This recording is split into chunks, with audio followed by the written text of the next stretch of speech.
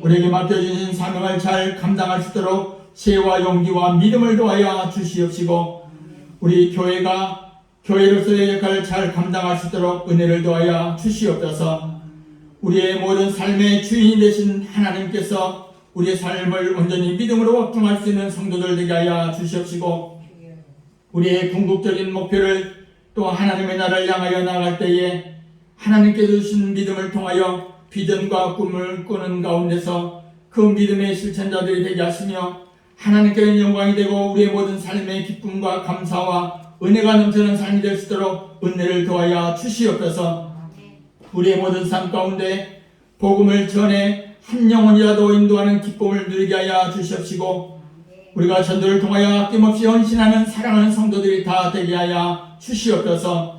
죽어가는 영혼들을 보며 마음이 아파하며 영혼을 살리는 일에 헌신을 다하는 저들 되게 하여 주시옵시고, 오늘도 각가지 소원과 기도의 제목을 안고 주의 성전에 엎드는 주의 백성들을 일일이 구고 살펴 주시옵시고, 배우는 자에게 지혜와 총명을 주시며 아버지 하나님 건강이 필요한 자에게 용기를 더하여 주시옵시며, 하나님의 어루만져 주심으로 말미암아 이 땅에 사는 날 동안 건강한 몸을 가지고 육신을 가지고 걷기도 하며 뛰기도 하며 하나님 앞에 좀 더 감사할 수 있는 삶이 될 수 있도록 온전히 저들을 온전히 변화시켜 주시옵기를 원합니다.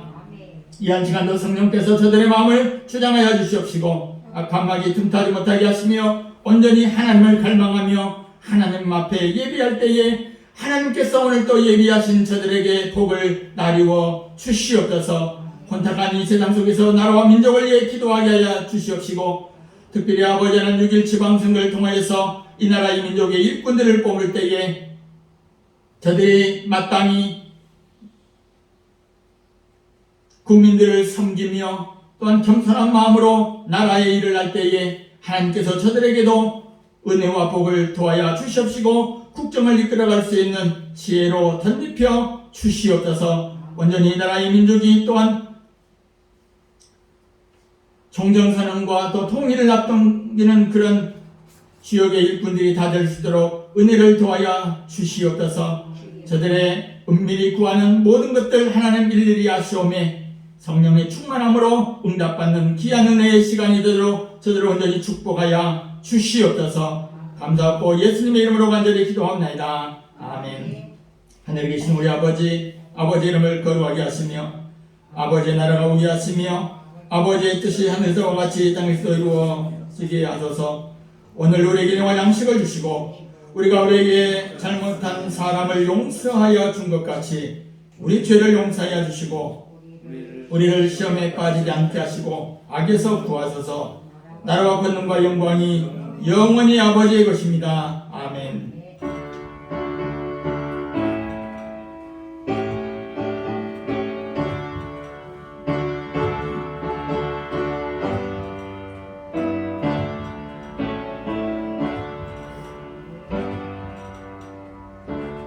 오늘 우리 신 하나님의 말씀은 마태복음 9장 18절부터 26절까지 말씀입니다.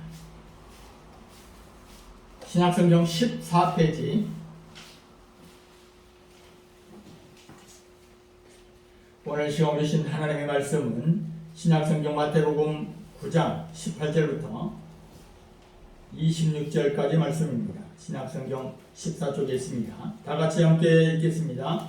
마태복음 9장 18절부터. 예수께서 이 말씀을 하실 때에 한 관리가 와서 절하며 이르되 내 딸이 방금 죽었사오나 오셔서 그 몸에 손을 얹어 주소서. 그러면 살아나겠나이다 하니 예수께서 일어나 따라가심에 제자들도 가더니 12해 동안이나 혈류증으로 앓는 여자가 예수의 뒤로 와서 그 겉옷가를 만지니 이는 제 마음에 그 겉옷만 만져도 구원을 받겠다 하니라. 예수께서 돌이켜 그를 보시며 이르시되 딸아 안심하라 내 믿음이 너를 구원하였다 하시니 여자가 그 즉시 구원을 받으니라. 예수께서 그 관리의 집에 가서 피리 부는 자들과 떠드는 무리를 보시고 이르시되 물러가라 이 소녀가 죽은 것이 아니라 잔다 하시니 그들이 비웃더라. 무리를 내보낸 후에 예수께서 들어가사 소녀의 손을 잡으심에 일어나는지라 그 소문이 그 온 땅에 퍼지니라. 아멘. 오늘 또 이 예배에 참석한 여러분의 하나님의 은혜와 복이 넘쳐나기를 주님의 이름 축원합니다.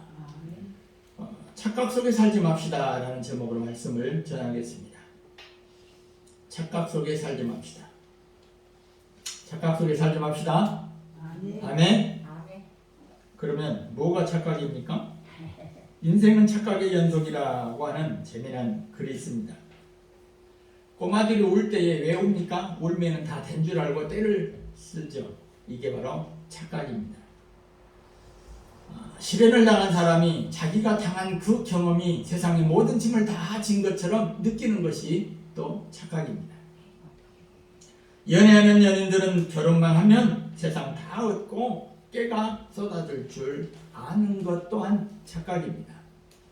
아가씨들은 아줌마를 볼 때에 나는 아줌마 안 될 거야 라면서 사는 것이 또 착각이라고 그럽니다. 고등학생들은 보면 졸 때에 또 잠을 잘 때에 앞친구의 등을 대면서 이렇게 엎드려서 졸거나 잡니다.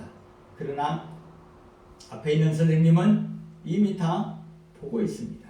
이것 또한 착각입니다. 군대 생활 해본 사람들은 알겠지만 병장이 되면 자기 우아래도 다 없는 줄 알고 다 자기가 높은 줄 알고 생각하면서 군생활하는 것이 병장의 또한 착각입니다. 엄마들은 착각합니다. 내 아이는 천재인데 친구를 잘못 사귀어서 공부를 못하게 됐다 라고 생각하는 것 또한 착각이라고 하는 것입니다. 남자들은 생각합니다. 여자들이 웃어주기만 하면 그 여자가 나를 좋아한다고 착각합니다. 여자들은 또 착각합니다. 뒤에서 남자가 따라오면 자기를 좋아해서 따라온 줄 알고 착각을 하고 있다고 하는 것입니다. 부모들은 자식이 나이 들면 효도하겠지 하면서 사는 것 또한 착각입니다.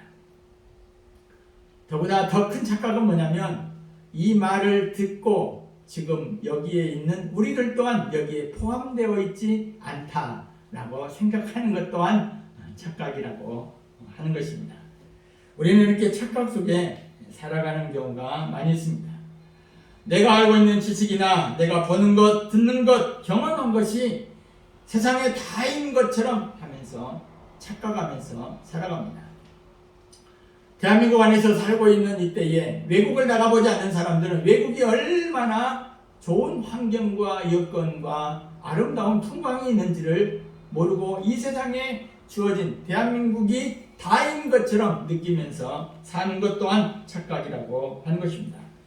그런데 가장 큰 착각이 무엇이냐면 엄마 뱃속에 있는 아기가 그곳이 세상의 전부인 줄 알고 이 땅이 전부라고 생각하면서 살아가는 것 또한 착각이라고 하는 것입니다. 여러분, 이 땅이 전부가 아닙니다. 끝이 아닙니다. 내가 전부가 아니고 내가 아는 것이 전부가 아니라고 하는 것을 깨달을 수 있기를 바랍니다. 내가 모르는 세상이 얼마나 많은지 모릅니다. 가보지 못한 세상이 얼마나 많은지 모릅니다. 또한 믿음으로 가는 세상, 영원한 데 고향이 분명히 있다고 하는 것을 기억할 수 있기를 바랍니다. 믿음이 없이 이 땅에 사는 사람들은 저마다 자기 안에 갇혀서 살지만 믿음으로 사는 사람은 우리가 가야 할 곳, 영원한 고향은 그 하나님의 나라를 바라보고 산다고 하는 것입니다. 그래서 믿음으로 사는 사람은 우리의 시민권이 하나님의 나라에 있다고 하는 것을, 그래서 시민권이 2개라 그렇게 얘기합니다. 대한민국의 국적에 이 신분을 가지고 사는 것과 이 땅에 사는 그 신분과 믿음으로 사는 사람들은 바로 하나님의 나라를 향하여 가는 이 하나님의 나라의 시민권이 있다고 하는 것을 믿을 수 있기를 바랍니다. 그래서 히브리서 11장 16절에 보면 그들이 이제는 더 나은 보장을 사모하니 곧 하늘에 있는 것이라. 이러므로 하나님이 그들의 하나님이라 일컬음 받으심을 부끄러워하지 아니하시고 그들을 위하여 한 성을 예비하셨느니라 말씀하고 있습니다. 네로 황제를 비롯한 로마 정권의 기독교에 대한 탄압이 심해져서 큰 어려움을 겪고 있던 이 그리스도인들이 믿음의 힘으로 버티다가 시간이 점점 흐르면서 이제 박해를 받아서 지치고 너무 힘들어합니다. 신앙을 포기하는 사람들이 많이 늘어납니다. 그러는 상황에 이 히브리서 기자가 믿음의 선조들에 대해서 박해와 배교라는 이중성의 위험을 안고 살아가던 그런 믿음의 공동체를 향하여 믿음으로 견딜 것을 말씀하고 있는 것입니다.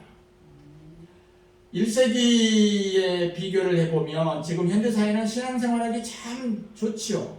그러나 암암리에 그때 고난과 박해와 핍박이 있는 것하고 지금 현재의 신앙생활을 하는 것하고 거의 일반 상태와 현실의 모습만 달라졌지 어떻게 보면 편안하고 더 좋아졌을 거라고 생각은 하지만 어떻게 보면 믿음의 정도의 차이에서 굉장한 차이를 많이 갖습니다. 그때는 고난과 핍박이 엄습해 왔음에도 불구하고 신앙의 믿음을 지키기를 원했지만 지금은 너무나 좋은 아니라고 나태하고 게으르기 쉬운 그런 것들이 우리를 엄습하고 있다고 하는 것입니다. 오늘 성경은 그리스도인들을 믿음의 경주자로 표현하고 있습니다. 경주자로서 중도에 낙오하지 않으며 결승점에 꼭 도달하면서 승리의 관을 쓰고야 말겠다고 하는 이 목표가 여러분 가운데 있어지기를 주님의 이름으로 축원합니다. 그래서 성경은 히브리서 11장에 보면 믿음장이라고 얘기하는데 구름같이 둘러싸 허다한 증인들로 말씀하고 있습니다. 기생 라합이 그렇고 기드온이 그렇고 삼손이 그렇고 입다가 그랬습니다. 이들은 믿음의 삶을 산 확실한 증인들이라고 우리에게 말씀하고 있습니다. 그래서 히브리서 11장에 보면 믿음이라고 하는 단어가 굉장히 많이 나오는데 특별히 11장 6절에 보면 믿음이 없이는 하나님을 기쁘시게 못하나니 하나님께 나아가는 자는 반드시 그가 계신 것과 또한 그가 자기를 찾는 자들에게 상 주시는 이심을 믿어야 할지니라. 그러니까 이 그리스도인들은 경주자인데 이 경주자가 어떻게 신앙생활을 해야 되느냐? 믿음으로 최선을 다해야 된다. 믿음이 없이는 하나님을 기쁘시게 못한다라고 말씀하고 있는 것입니다. 오늘 성경은 예수님께서 이 땅에 계시는 동안에 제자들이나 사람들을 향하여 꾸짖을 때가 있습니다. 왜 꾸짖었을까요? 믿음이 없을 때에 꾸짖었습니다. 부모가 자식을 왜 꾸짖습니까? 말 안 되니까 꾸짖는 거죠. 왜 말 안 듣습니까? 자기가 다 안다고 생각하니까 부모가 볼 때는 그게 아닌데 그렇게 느끼니까 그런 거죠. 오늘 예수님께서 제자들이나 사람들을 꾸짖었습니다. 왜요? 믿음이 없겠다고 꾸짖었습니다. 오늘 본문에 마태복음 9장 2절에 어떤 일이 일어나냐면 예수님께서 8장 26절에 보니까 예수께서 이르시되 어찌하여 무서워하느냐 믿음이 작은 자들 하시니 곧 일어나사 바람과 바다를 꾸짖으시니 아주 잔잔하게 되었다. 배를 타고 가는데 광풍이 납니다. 어쩔 줄을 몰랍니다. 그럴 때에 예수님께서 제자들을 향하여 야 이 믿음이 없는 자들아 왜 두려워 떠냐 하면서 그 광풍을 잠잠하게 했던 그 사건이 오늘 본문에 그 전에 등장을 하게 되는 것입니다. 그리고 사람들을 칭찬할 때도 있습니다. 어떨 때 칭찬했을까요? 믿음이 있을 때 칭찬을 했습니다. 오늘 본문의 내용이 그 내용입니다. 22절 예수께서 돌이켜 그를 보시며 이르시되 따라 안심하라되 믿음이 너를 구원하였다. 그러니까 쉽게 말하면 예수님께서 이제 길을 가고 있는데 어떤 관리가 왔습니다. 관리가 와서 우리 딸이 죽게 되었다고 얘기할 판에 소식을 듣습니다. 딸이 이미 죽어버렸어요. 다른 복음서에서는 회당장 야이로의 딸이라고 그렇게 얘기했는데 오늘 마태복음에서는 관리라 그렇게 표현을 합니다. 근데 죽어버렸어요. 이제 안 오셔도 됩니다. 쉽게 말하면. 왜? 딸이 죽어버렸으니까.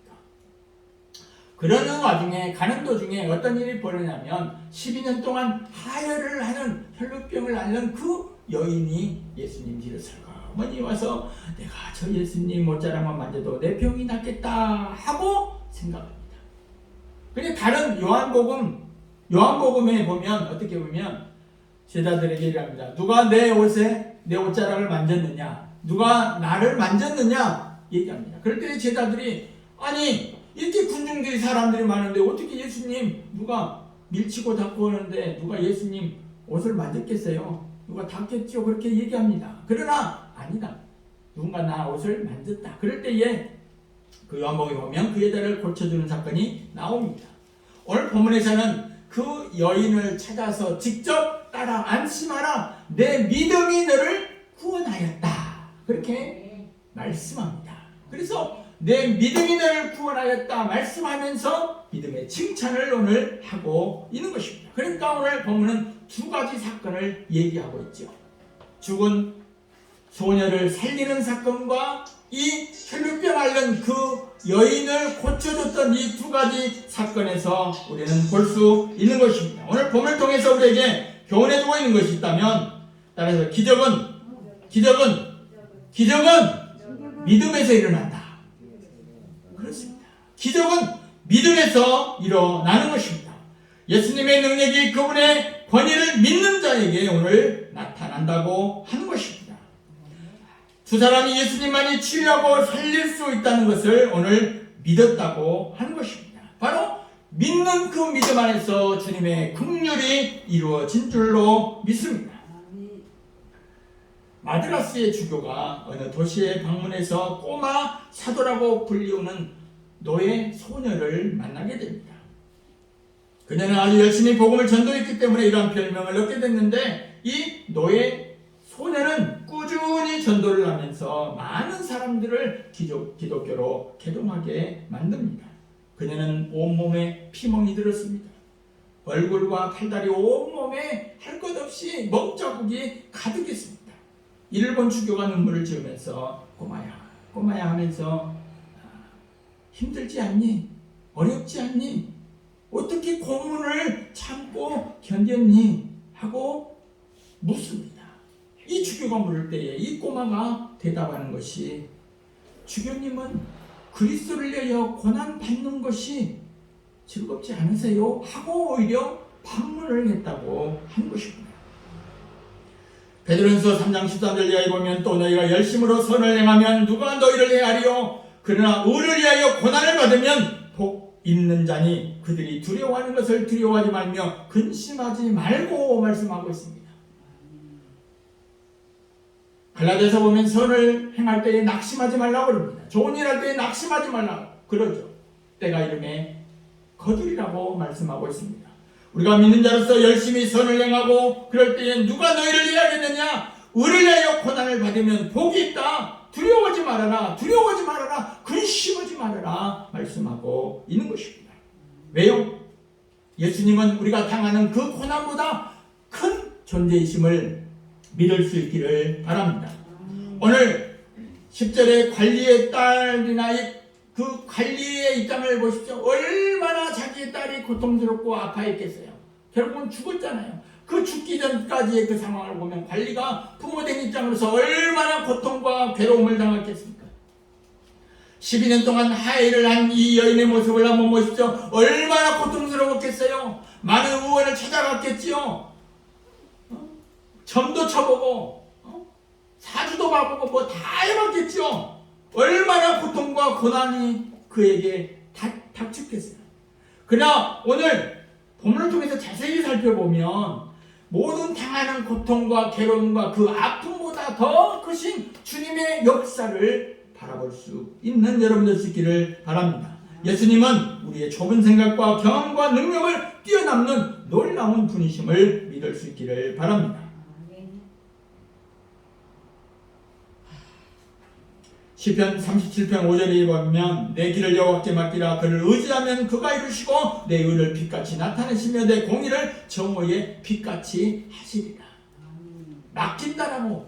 맡기는 것은 투수가 포수에게 공을 던지는 것과 같습니다. 내가 내 손에서 이 공이 투수에게 던져질 때에 손을 떠나는 그 순간부터 맡기는 것입니다. 맡긴다라고 하는 것은 또 뭐냐? 의지하는 것입니다. 주어버리는 것입니다. 던지는 것입니다. 나의 모든 고통이나 괴로움이나 근심이나 걱정을 다 주님 앞에 주는 것입니다. 왜요? 주님은 이 모든 문제보다 더 크신 주님이시기 때문에 그렇습니다. 두 번째로는 믿음이란 하나님께서 살아계시며 선하시다는 것과 하나님께서 의로운 일을 행하실 것을 확신하는 것입니다.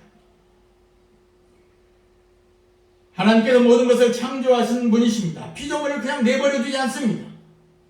어둠의 빛을 보내시는 분이 하나님이십니다. 우리의 작은 신음에도 응답하시는 분이 하나님이십니다. 하나님의 도우심은 언제 어디서나 유효하다는 사실을 기억하기 바랍니다. 어떤 자에게 줍니까? 구하는 자에게 줍니다. 구하는 자에게 오는 아이 어쩐다? 젖준다. 네. 오는 아이 젖준다.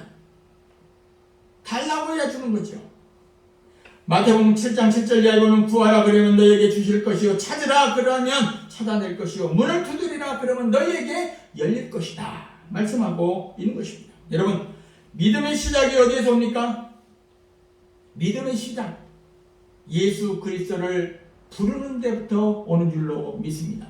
마음으로 믿어 의에 이르고 입으로 시인하여 구원에 이르느니라. 아멘.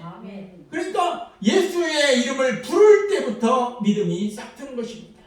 요한복음 1장 12절 말씀, 영접하는 자 곧 그 이름을 믿는 자들에게는 하나님의 자녀가 되는 권세를 주셨으니, 어떤 자에게? 영접하는 자, 부르는 자, 외치는 자, 그런 자에게, 예수 그리스도 이름을 부르는 자에게 주는 줄로 믿습니다. 그런 자에게 소망이 있습니다. 믿음의 시작입니다. 우리에게 무지막지한 믿음을 요구하는 것이 아닙니다. 소망을 가지고 조금씩 굴다 보면 내 마음에 불신이 사라지게 되는 것입니다. 믿음은 영적인 것을 알기 원하며 우상이 주는 것에 마음이 근심에 끌려가지 않습니다. 우리가 가져야 될 가장 기본적이고 완전한 믿음은 문제 앞에 내가 주님의 이름을 부르는 것입니다. 주의 이름을 부르는 자는 구원을 얻으리로다. 그러니까 주의 이름을 부르는 데부터 우리의 믿음이 시작이 되는 것입니다. 우리가 평생토록 가져야 될 이 믿음, 영혼 속에 예수님의 이름이 여러분에게 각인될 수 있기를 바랍니다. 문제 앞에 육신의 고백과 헛소리를 버리고 오직 예수님의 이름으로 고백할 수 있기를 바랍니다. 하나님은 선하십니다. 하나님은 의로우신 일을 행하시는 그 확신을 여러분 가질 수 있기를 바랍니다. 이 여인이 거의 12년 동안 피를 흘리고 하혈을 했던 이 여인이, 내가 저 예수님 만져봤으면 내가 이 병이 낫겠다, 내가 살짝이라도 가까이 가서 살짝이라도 가서 닿기만 해도 내 병이 낫겠다, 그런 이 확신, 믿음, 오늘 저와 여러분에게 있기를 주님은 축원합니다. 겨자씨만한 이 믿음으로 이름을 부르면 죽은 자도 살아나는 것입니다. 병든 자가 치유받고 눌린 자가 해방받는 역사가 일어나게 될 줄로 믿습니다. 그래서 예수의 이름이 귀합니다. 너희는 너희 안에 이 마음을 본받으라. 곧 그리스도 예수의 마음이, 그는 근본 하나님의 본체시나 하나님과 동등됨을 취할 것으로 여기지 아니하시고 십자가에 죽기까지 복종하셨으니, 곧 예수 그리스도, 그러니까 천하 만민이 예수 그리스도의 무릎 앞에 무릎을 꿇으면 그 삶의 인생에 복된 은혜가 주어지게 될 줄로 믿습니다. 실천하고 행동하는 자만이 얻을 수가 있습니다. 그래서 천국은 침노하는 자의 것이다. 가만히 있으면 아무것도 할 수 없어요. 배우는 가운데도 그래요. 꼴등하고 싶죠? 꼴등, 학교에서 공부 꼴등, 가만히 있으면 돼요. 그냥 아무것도 안 하면 돼요. 지옥에 누가 가느냐? 아무것도 안 하는 사람이 가요. 지옥도. 정말 그렇습니다. 여러분 삶에 예수 그리스도의 이름으로 소망을 얻기를 바랍니다. 그리고 실천하고 행동하십시오. 여러분의 기도의 자리에서, 은혜의 자리에서, 이 예배의 자리에서 최우선 순위를 두고 예수의 이름으로 나아갈 수 있기를 바랍니다. 하나님께서 의로운 일을 행하실 것이라고 확신하는 이 믿음이 여러분에게 충만할 수 있기를 바랍니다. 시편 146편 5절에 보니까 야곱의 하나님으로 자기 도움을 삼으며 여호와 자기 하나님에게 그 소망을 두는 자는 복이 있도다. 복이 있다. 복 있는 사람이 어떤 사람이냐? 하나님의 이름을 그 마음에 소망을 두면서 사는 사람이 복이 있다 말씀합니다. 마지막 세 번째는 믿음은 따라. 믿음은 우리를 구원한다. 믿음은 우리를 구원합니다. 요한복음 13장에 보면 이 여인의 사건을 내게 손을 댄 자가 누구냐 그렇게 물었다고 성경은 기록합니다.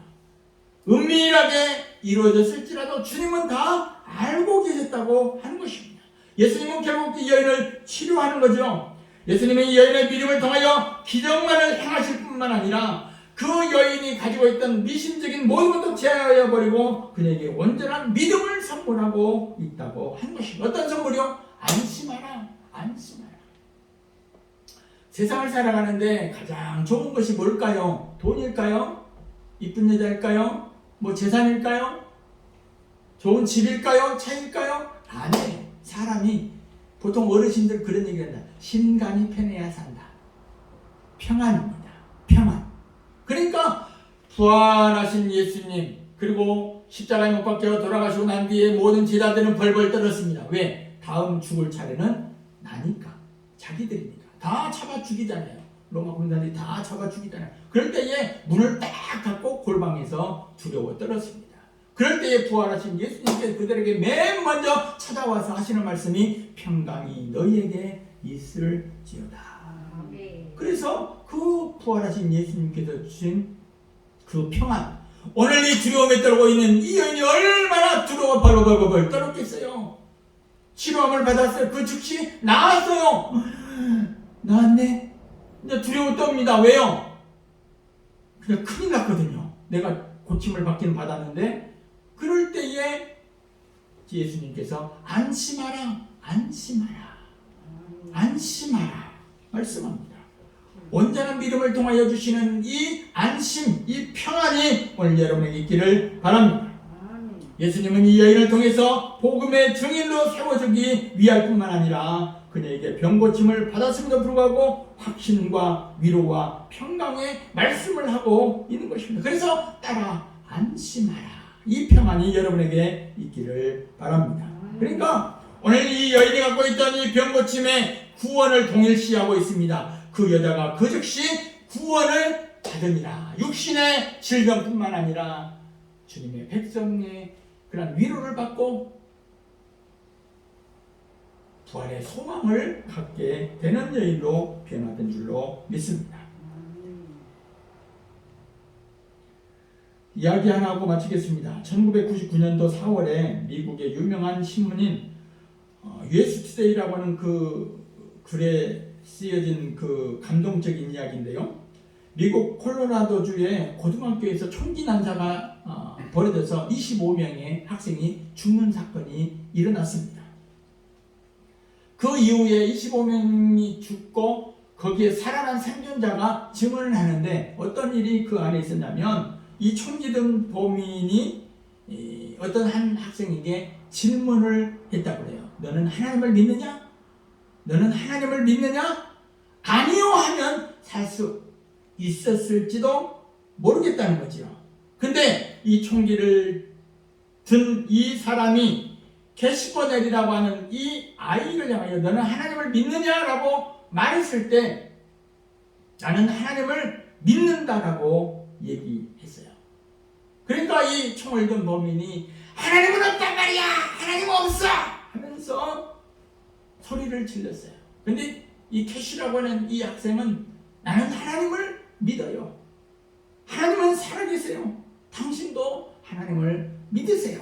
그렇게 이야기하니까 이 총을 든 범인이 어떻게 했어요? 총으로 난사해버렸어요. 쏴 죽여버렸어요. 그 사건이 마지막으로 끝난 줄 알았는데 이 사실을 알리기 위해서 옆에 살아남은 그 친구가 증언을 합니다. 증언을 해요. 그래서 그때 당시에 미국의 크리스찬 10대들이 나는 하나님을 믿어요 라고 하는 그 티셔츠를 제작을 하게 됩니다. 그래서 이 소년 소녀들이 길거리를 나서서 전도를 하기 시작합니다. 그래서 이 플로리다 한 도시에서는 2,500명이나 되는 이 10대 크리스찬들이 나는 하나님을 믿습니다. 어떤 상황에서도 캐시처럼 주 예수 그리스도를 증거하기를 원합니다. 하고 그 티셔츠에다가 써가지고 전도를 하면서 했다고 하는 것입니다. 한 학생의 죽음이 그냥 끝나버리는 줄로 알았는데 이 학생의 믿음을 통하여 많은 10대의 소년들이 예수 그리스도 앞에 돌아왔다고 하는 것입니다. 여러분 믿음이 있습니까? 여러분 얼마나 믿음이 있습니까? 다시 한번 여러분의 믿음을 한번 점검해 볼 수 있기를 바랍니다. 이 관리의 믿음 뿐만 아니라 이 여인이 가지고 있는 믿음은 여러분을 살리는 줄로 믿습니다. 믿음의 기도는 병든 자를 구원한다 그랬어요.